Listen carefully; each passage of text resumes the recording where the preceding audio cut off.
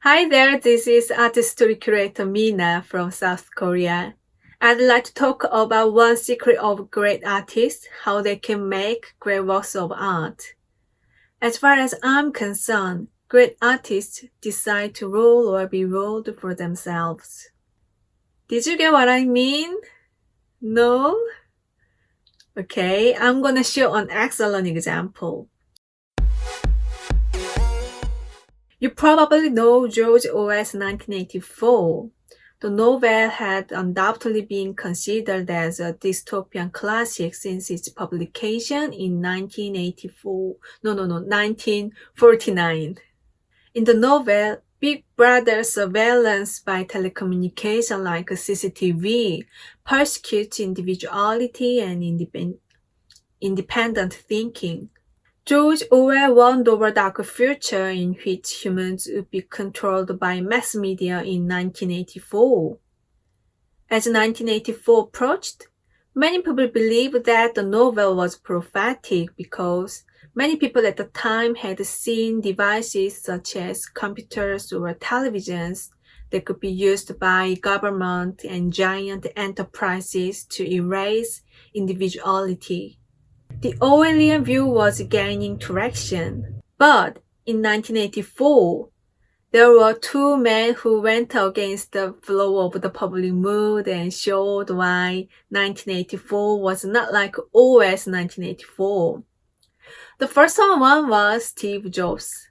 He was convinced that computers would change people's personal lives in a good way.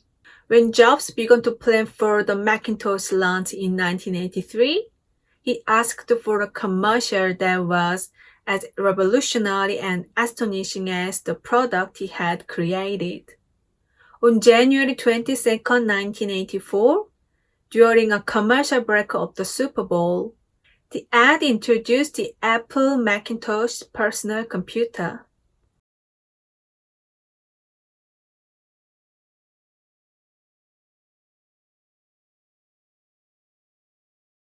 It featured a rebellious young woman outrunning the Orleans police and throwing a sledgehammer into a screen showing Big Brother. At its end, an announcer calmly said, On January 24th, Apple Computer will introduce Macintosh, and you'll see why 1984 won't be like 1984. 21 days before the Apple ad, there was another man who showed on television that 1984 was not like Orwell's 1984. His name was Nam June Paik, a South Korean-born video artist. In Western art history, the media of oil on canvas dominated for over 500 years. Nam June wanted to break that tradition. He challenged oil on canvas by using graphics on screen. And we can call it video art. Nam June mentioned about Orwell's prediction, you are only half right. He wanted to prove his theory that television could be positive as a tool of communication among people all over the world. On New Year's Day 1984, under Nam June's direction, Good Morning Mr. Orwell, the international satellite video art show, went on air in over 8 cities in 3 different continents. Good morning, Mr. Orwell. Bonjour, Monsieur Orwell. At the Computer Center in Paris, he linked WNET TV in New York and FR3 in Paris. In addition, he simultaneously edited the live performances from there, adding to live videos from Cologne, and hooked up with broadcasters in Seoul, Paris, New York, and 5 other cities. Nam June's friends, avant-garde artists like musician John Cage, dancer Merce Cunningham, as well as popular musicians such as the British synth-pop trio, the Thompson Twins, and American new wave band Oingo Boingo performed. Many different areas including music, art, poetry, comedy, and fashion were mixed on the show. Nam June Paik and Steve Jobs went against the general trend.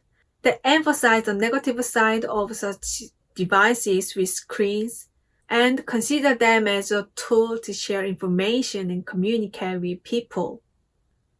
In other words, they decided to rule those devices, not be ruled by them. So, were their challenges to Orwell successful? Of course, yes. There were some problems though.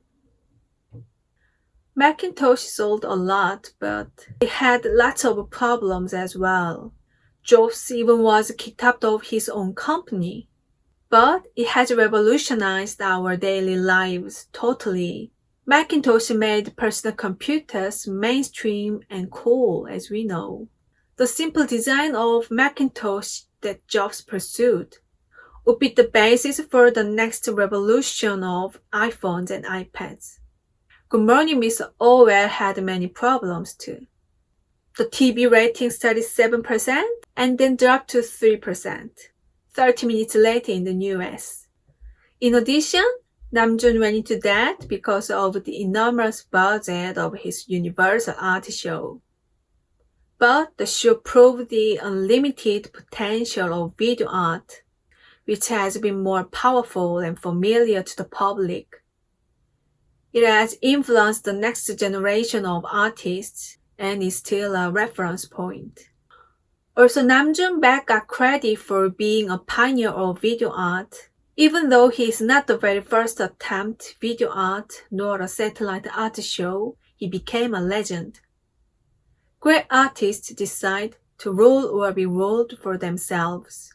That's one secret of how they can make great works of art. That's the end of this video. Please press like if you enjoyed it. If you want to see my other video, please press subscribe. If you are already subscribing, please turn on the alarm. Thank you. See you next time.